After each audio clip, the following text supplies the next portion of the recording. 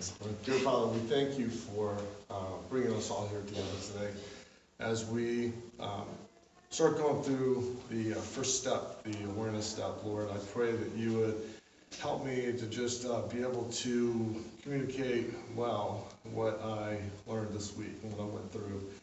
I pray, Lord, you would help me communicate clearly, and I pray that you'll be here amongst us and that everything we learn and then seek to do would just honor you and bring you glory. It's in Jesus' name I pray. Amen.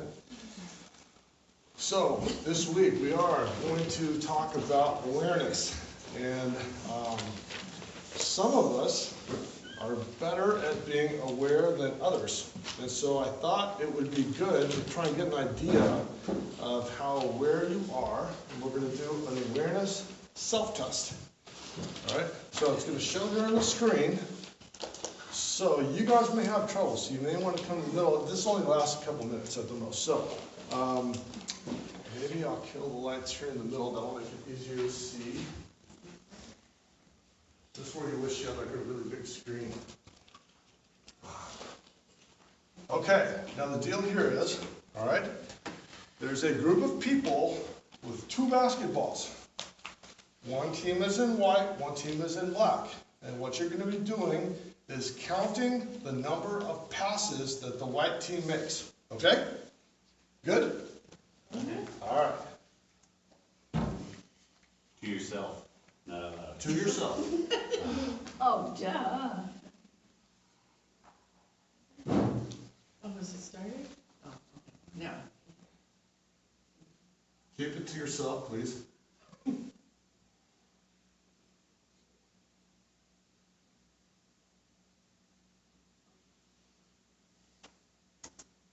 All right. How many? 13. 13. Anyone 12? 14? 12? I got 12? 12? All right, the correct answer is 13. 13. That's good. But something else funny happened during the video. Yeah, bear. How many of you guys saw the dancing bear? Oh my gosh. Who saw the dancing bear in the middle of the video? Two of you. Two of you. Here, check this out in slow-mo. Yeah, it came from the left. Listen. He's gonna come in from this side. Oh, come on. Oh, I thought it was from the left. He's gonna moonwalk across the middle. Yeah, here we go. There he is. And now he's gonna moonwalk off. There he goes. See, that's the reason that I thought it was little. Somebody in black. Isn't that funny? That is All right.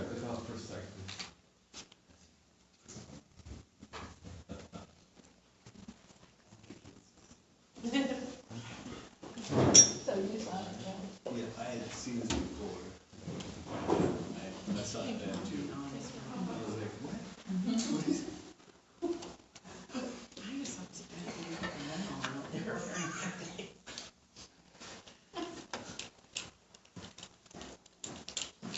See, guys, I don't know about you, but for me, what happened was the first time I watched it, I was kind of doing preparation, so I saw self-test, blah, blah, blah, this is good. So I'm kind of sort of watching, I'm kind of sort of paying attention. I'm competitive enough that I don't like to get it wrong. So I'm thinking that's the point, you know? And so, seriously, when they said, who saw the dancing bear? I went, no way! I mean, for real? And then I see this bear, like, seriously, right in the middle. I think it's because you're watching, you're really paying attention to the white team, and the bear is dark, like the black team, you know? And so he just mixes in as one of the other ones, so you don't even see him go. And I actually think it's a really good illustration of how awareness works out sometimes. We get really concerned and focused on one thing, and we completely miss the other stuff that's happening right in front of our face. So much so that we don't even know it's there. So for us to talk about today, we're actually be talking more about, I guess what you would say is self-awareness, more than just general awareness. But for us to talk about self-awareness, I think we need to start out by saying exactly what it is. Okay, and you have this assignment in your books, and so I have the benefit of, I've been able to think about this a lot.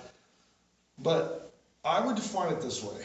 I would say self-awareness is a consciousness, or I could say a conscious awareness of one's place in the world before God and in relation to the rest of creation. So again, I would say it's a consciousness of one's place in the world before God and in relation to the rest of creation. And then it's important to note that it's not just about seeing around yourself. Because a lot of times I think that's what we do. We're aware of things around us. What's really, really important is it is seeing yourself within the context of creation.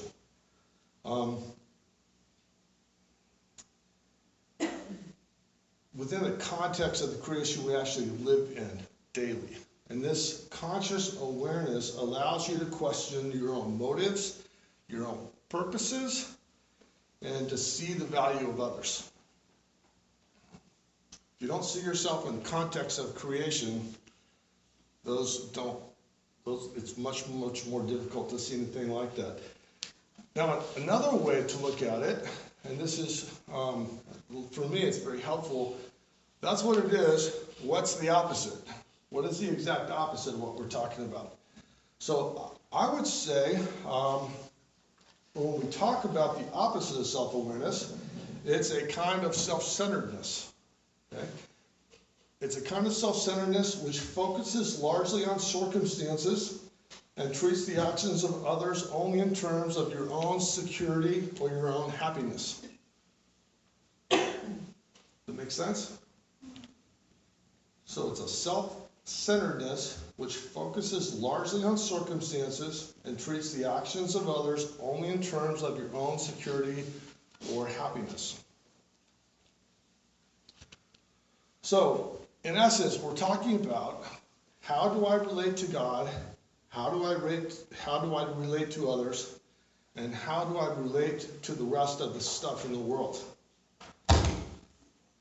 So, in a sense, a person who is not self-aware might be what we call a bull in a china shop. So concerned with their own desires or with their own sense of what should happen, or what might be right in their mind, that they are willing to run over people in order to make sure it happens. So a lot of times you'll have people that behind them, you have a whole bunch of people that are run over. That's one way. Another way would be a person who's not self-aware might also be a person who is so concerned with their own happiness or self-fulfillment that they don't see how much they use others and take advantage of them, or how much they use relationships only in terms of how the relationship benefits them. Another common person who is not self-aware, someone who has been taught the truth. They can tell you the truth. They maybe could even teach you the truth, but they can't see they're not living that way.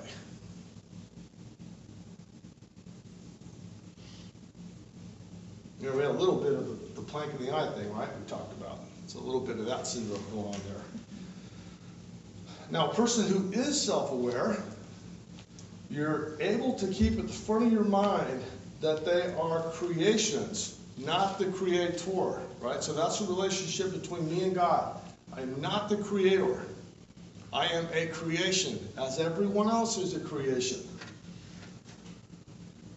That they are made as God's image bearers and therefore have God-given dignity and they deserve respect. That God loves humankind, which includes me. Therefore, I must learn to love myself in a way that's God-honoring, not in a crazy narcissistic way, but in a way that honors God. I got to learn to love myself, and I need to learn to love others. And when you think of that, in the way that they feel loved, not in the way that makes you feel like, well, they should feel loved. If they don't feel loved, it's their problem, right? A self-aware person understands that they are stewards over creation, that the created order is useful, it can be rewarding, but we have a responsibility for caring for it. Things like possessions, our money, our jobs, our careers, these things are gifts from God, but they do not define who we are. Whether we got a ton or we got a little, we still have that same God-given dignity that each human possesses just by the fact that you are God's image bearer. Having a lot doesn't make you any better, it doesn't make you any worse. It just is.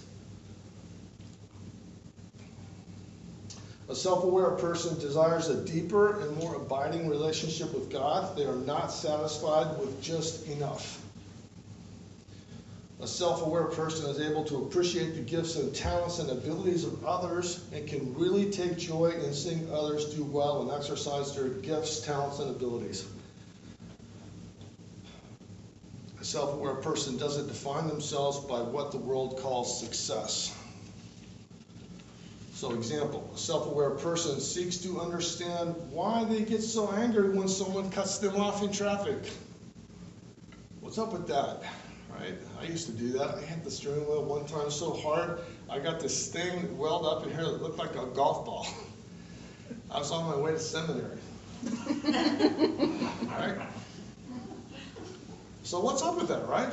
Why would I get so angry about something like that? That's the most ridiculous thing to, well, I've done other things more ridiculous, but that's one of the most ridiculous ways you can hurt yourself. You're angry at someone in another car, 8 cars up, that wedges themselves in, so you pound the steering wheel to demonstrate to them how angry you are at them. They're 8 cars ahead of you, right? That is just... So what was it in me that caused that to just blow up like that? There's something wrong going on in there. Self-aware person takes time to ask, why do I feel jealous when one of my friends has succeeded? What is it in me that does that? Why is that? A self-aware person would ask themselves why they feel afraid of not being accepted. You are who you are. You have that God-given dignity and self-worth. Why do I feel so afraid of letting other people see me? So why is this so important? Why is it so important to be self-aware? I would say this: we are to grow in our Christian maturity. We are to become more Christ-like. And in church, we learn a lot about what I would call aspirational values. Things we aspire to at some point in our life. Christian values. If we don't have a good and healthy sense of where we're at right now, how are we ever going to get where we want to go, right? It's like having a map with a destination, but you don't know where you're at.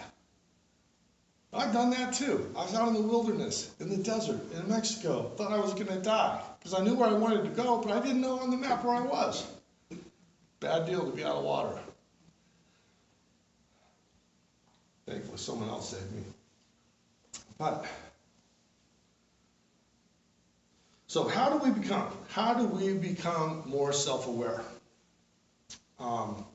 Being self-aware, it's based on an examined life, leading an examined life, okay? We become aware of these important things in our life because we examine our motives, our desires, our purposes, how we see God, how we see others, how we see ourselves. I think the 2 biggest reasons why we don't lead examined lives is because, 1,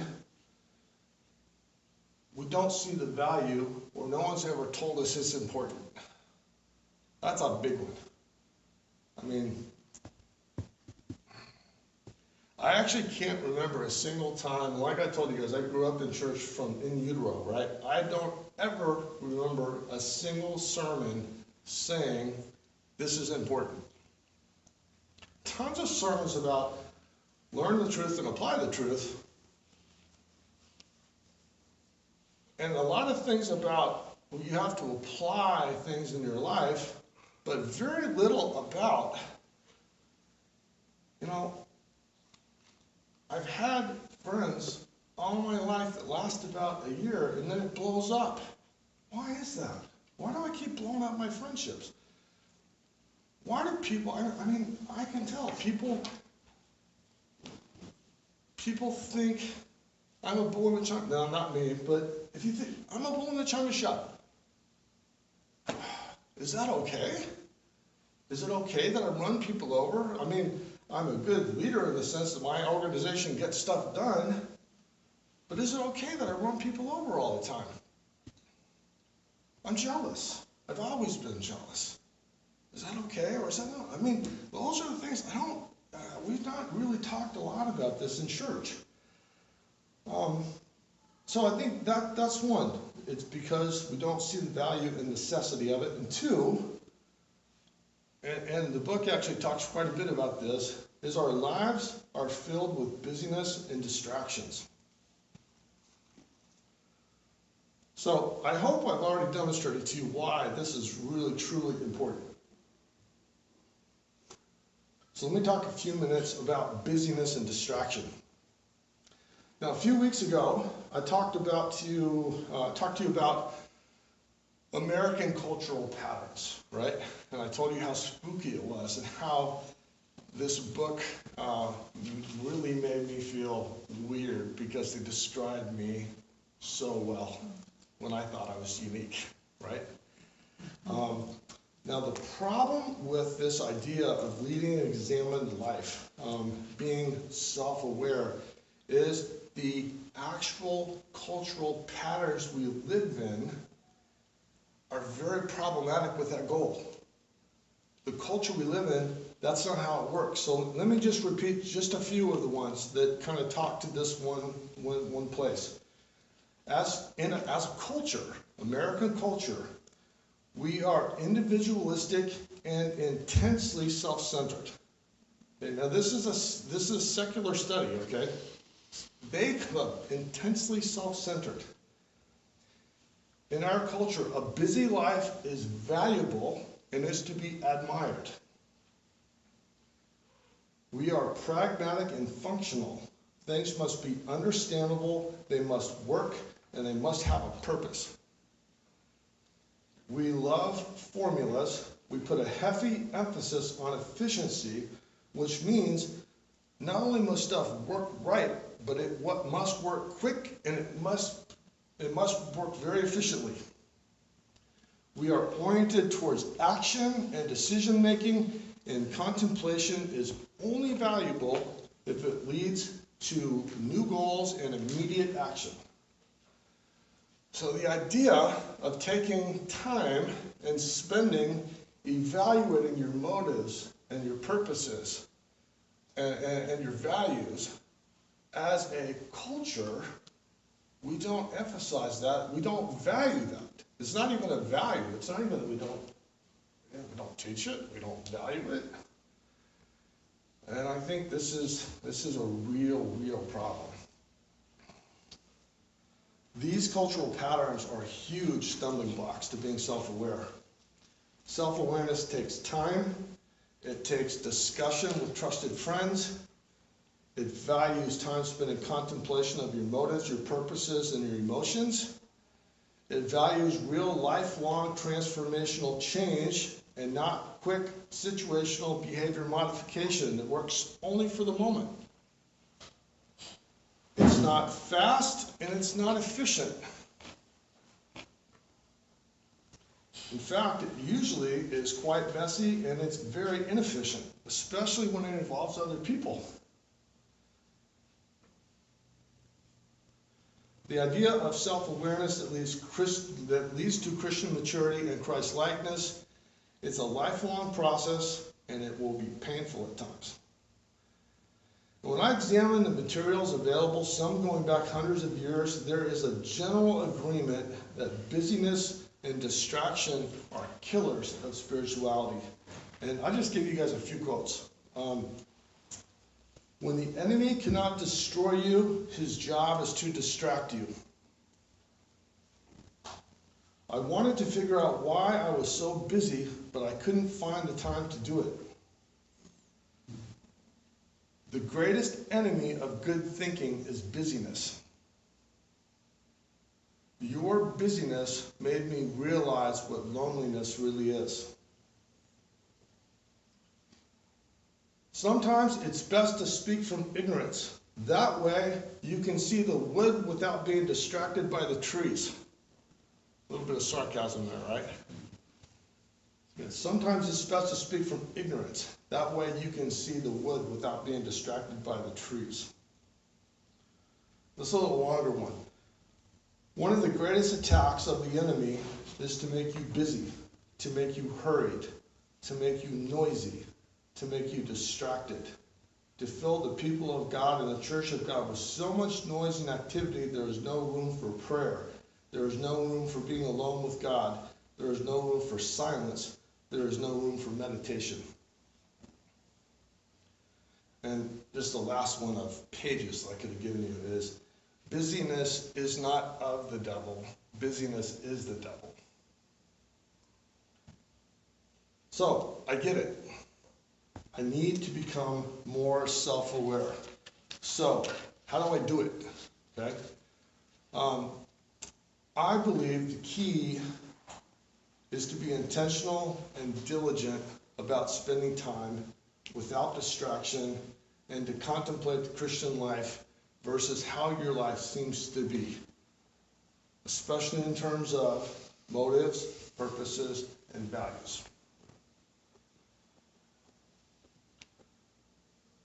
And just being super honest about a chunk of this, the idea that you can do this solo is almost impossible. It's next to impossible. Let me read you a quote right out of our workbook. Human beings are poor self-examiners, subject to superstition, bias, prejudice, and a profound tendency to see what they want rather than what is really there. In a nutshell, self-deception is overpowering and a deeply, deeply profound human weakness. And so I'm not trying to pick on anybody. I'm saying this is part of the human condition. We deceive ourselves. We cut ourselves breaks. We tell ourselves that stuff isn't so bad. We have a tendency to see things through the lens of, if someone else were in my same exact shoes, they would do the same thing. So I'm justified in what I do. I am maybe one of the best justifiers. I'm really good at it. So if you need help there, understanding, I can help you.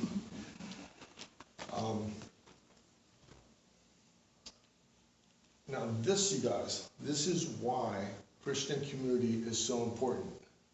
Being honest with another human being is incredibly powerful. The book of James says to confess your sins one to another. And, you know, if you're stuck thinking you don't really sin like the way James is maybe talking about, like it's not really a big sin, think about confessing your weaknesses one to another. Talking to a trusted conversation partner. That's what my one seminary prof calls it, a trusted conversation partner. Somebody you can share deep things with.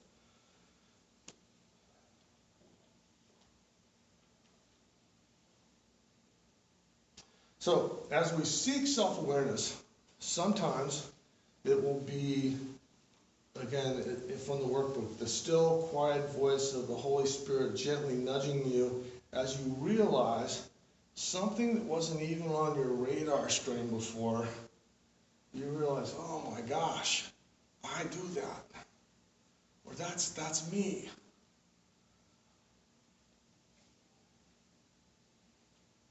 You know, sometimes in counseling, it is one of the coolest things when somebody all of a sudden goes, oh my gosh, I just realized why you were talking about this last week. I do this, don't I? This is me. Ah, wow, I had no idea. And then it's like, opens up, you know, your head pops up above the clouds. And as soon as you can see it, then it's not hard to see again. It's really hard the first time to see some stuff. Really hard to see. It's like a fish seeing the water they swim in, or us seeing the air we walk around in. It's hard to do. So sometimes it is that still, quiet voice.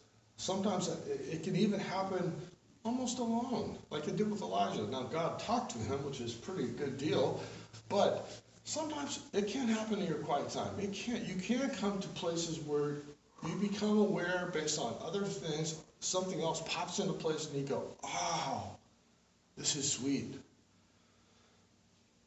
Other times, you know, it would be like a confrontation, like it would be this thing, right, that we talked about. I'd be like, hey, Kim, let me help you get the thing on your eye. And I go, well, now, I whap her upside the head with my board when I'm trying to get the sawdust out of her eye, right?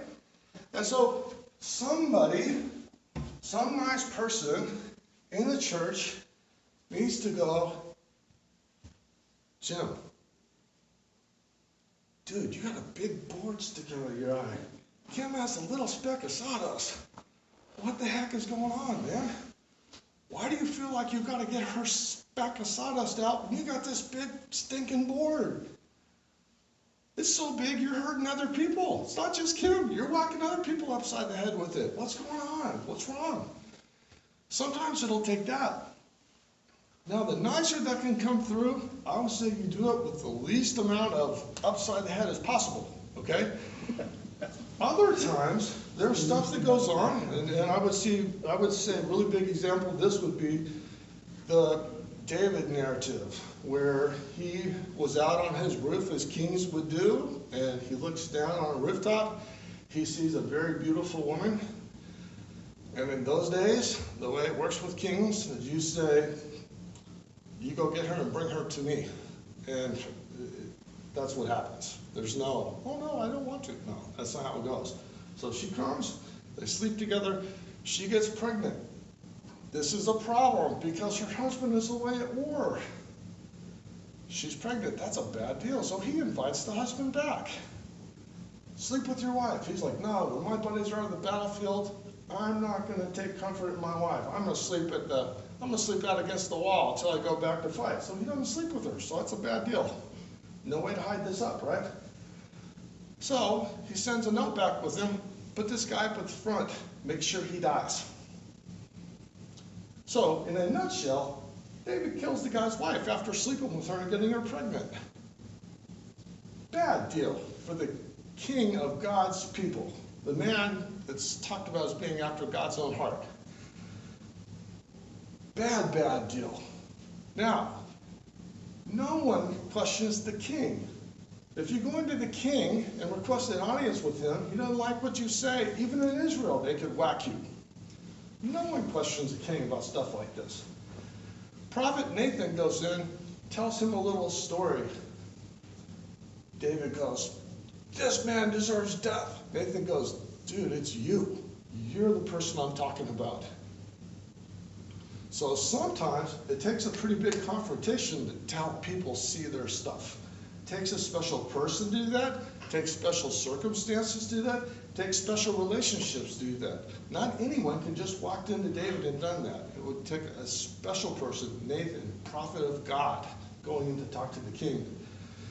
Now in our life, that kind of helps you guys see we need trusted conversation partners.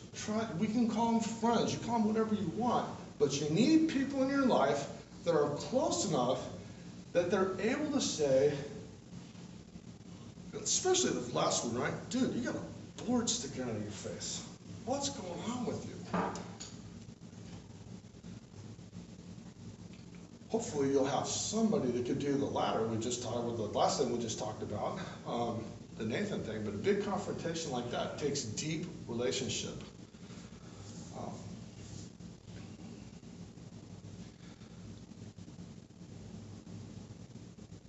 Now, for the purpose of our study, Freeway, we're running groups with them.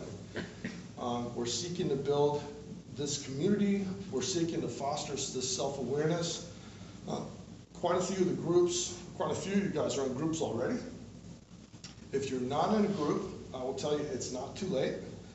I thought about this. I feel kind of bad because it feels like I'm using guilt here, right? This is kind of a rough week to say I'm too busy, right? But I do understand there are periods of life when stuff is not possible. I get that. But if there's any way for you guys to in a group, please do. They're going to go for another 6 weeks.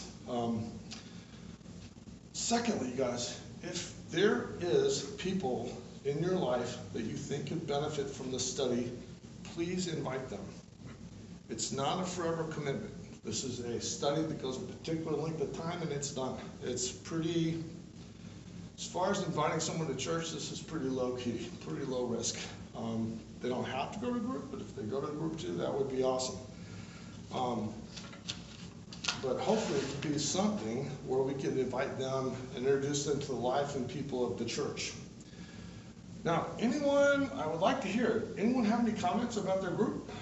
Any stuff from group that you guys thought was kind of cool?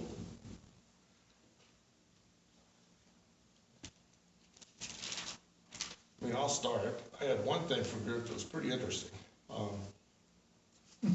And it was a comment I heard from another group, and it was just a comment, but it was really, really good, because this is that self-awareness thing I'm talking about, where I don't think about being retired because I'm not, right?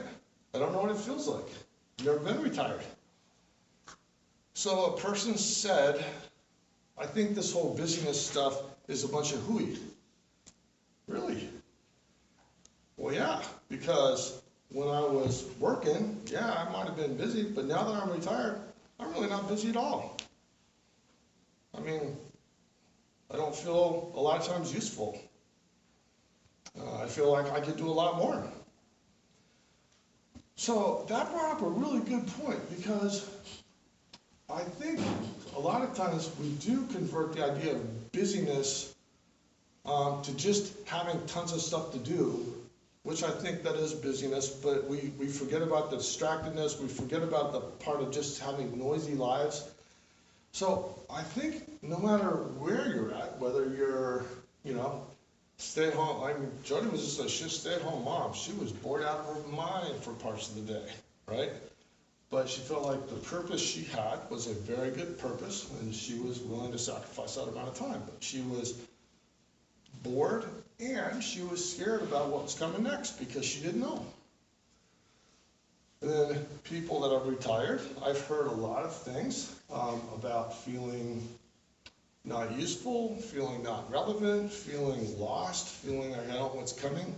The point about being self-aware during this time is that you understand those feelings, right? That, wow, when I left my job, I was a pretty important person. People called me a lot. And now, people don't call me and tell me how the meetings are anymore. They don't call me and tell me how things are going. I don't really talk to them anymore. So I feel like, man, that's rough, because it makes me feel a bit like I was only useful because of what I could do for them. They really didn't care for me. I'm not important anymore as a friend. Becoming aware that that's an issue, that's a good thing. That's a good thing that you're aware of that. So I think the self-awareness thing is different depending on what time of life you're in. But it's all about being reflective. And again, looking at your motives, your purposes, your values, your emotions, and being honest about what they are. Anyone else have anything interesting that maybe you're not free to share them, but if it's something, yeah. The self-centered part of me has a hard time understanding the prodigal son. The prodigal son? Yeah, the prodigal that you're talking about last Sunday. Yeah. Why would the father take this son back who, squandered all the money? And Yeah, You know, what is this about? This is crazy. This is a crazy story. yeah, But the self-aware person might begin to understand what it's really about God taking all of his children back who want to be taken back, whether they've been good or bad. I think Bible study probably helps, along with other things, in becoming more worldly aware, but particularly that prodigal son parable, I think, may illustrate a lot of what you're talking about. It's really interesting though, because that prodigal son story, and this is just the truth, I don't know if this is true for you guys, but in my life, I've heard that story time after time after time, and I don't ever remember a single time where it goes past the father takes the son back, and that's the end of the story. And that's not even the point. That's not the point of the parable, right? The point of the parable is the elder brother's left outside basically the salvation party, right? Because he's moralistic, self-righteous, this isn't right. But you know what the honest truth is? That story kind of doesn't feel good. It doesn't feel right. It doesn't feel fair. It really doesn't. And that, again, that's good to talk about. That's a good thing to talk about. That's a good thing to be aware of. I don't like this. This isn't fair. I would also be one of the guys where if you hired me at 9 in the morning and I worked all stinking day in your orchard, then you hired someone at 3 and they worked till I quit, I'd be kind of upset if you paid us all the same wage. I really would. That's just the honest truth. But it's good to talk about. Why is that?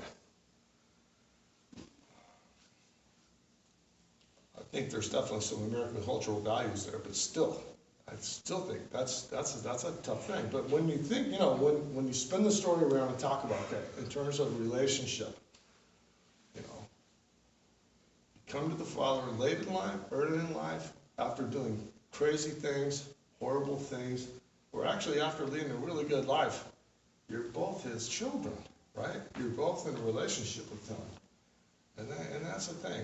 And I do believe we do get rewarded for doing well. And I think there's consequences for doing bad. So it's not like people that have done terrible things in life don't have consequences. It's not like they get off scot-free. So that's not actually the point, right? Well, the self-centered side of me is the older son who, in that story, who says, what? He's taking him back. They're celebrating. What am I? I'm not even going in there. Right. So any last comments? So yeah, Kim? Oh, I was gonna brag about our group. It's fun because we have, I think everybody in the group attends church here, but my friend Sue, that I've known for forever, 20 years or whatever, she came and she was here once before. She came to my brother's memorial, and I had several friends that don't attend here, which was really flattering that they came and they just know his story and mine. And then she brought her folks a few weeks after that to kind of see if it was a good fit. And they're older, and just with their church history, it wasn't a good fit that way. But everyone's so nice, that it was so comfortable, and so they had a good feel that way. But they're looking for more of the traditional structure. But so when I called her. Or texted her and invited her, I was sure she'd say no, and then I already had my response. Well, that's okay, no worries. And when she said, I'm in, that's what she said, I'm in. And I was like, seriously? Her husband had a stroke in April. He's 48 and has quite a bit of residual, brain damage, and she's trying to get him back to work and with the school district if possible. And anyway, so she's got a lot. And so I already had her out for her. You've got a lot going on with Dave, and school just started. She's a speech therapist, and I said, I'm really surprised with this, and this. And she goes, I know that list. I play that list in my head every day. I'm there because I need to, what did she say? She said, I need to refuel my soul. And so I was really flattered that she came. It was nice because she had made some connection with the gals before just from coming those couple of times. And she was looking for an opening somewhere, and she didn't expect it to be that. So I was just really pleased. People obviously made her feel very welcome, but her her list is really long, and I was already ready to say, no worries. And then she said, I'm in. I'm like, that just took a lot of courage, and she had to just say, I'm exhausted. Everyone came that night, they were so honest. Deb too, she threw down some dinner like, you know, and raised here. Everybody did, but they still got here. So I just took that. It was as a leader, I was so flattered that they would do that, and I know what an inconvenience, and it wasn't pleasant, but I think God's gonna use that time if you're there and ready. He'll use that, and I can already sense some camaraderie just in that first week. So, yeah, so it'll be fun to get started in the lesson, and, yeah, so it was really blessed me a ton. Nice, thanks for sharing. Because Jody and I are gonna be gone next week. We're going to her dad's in Florida.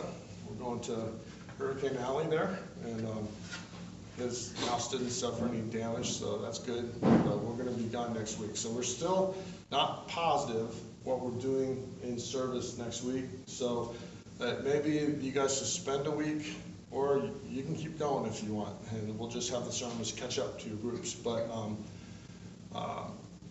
you could take the week to go back if anybody new comes to your group, or you could just have a week off, whatever you want to do. Because I think we're definitely either going to do something along the lines of some testimonies, or something along the lines of Dennis has actually prepared some stuff for us. So we'll see exactly what's going to happen. We'll let you guys know via probably the little link we'll send out with a copy of the stuff, okay? All right, so let me pray. Father, thanks so much for this, for this study, Lord, and just for what we can learn from it.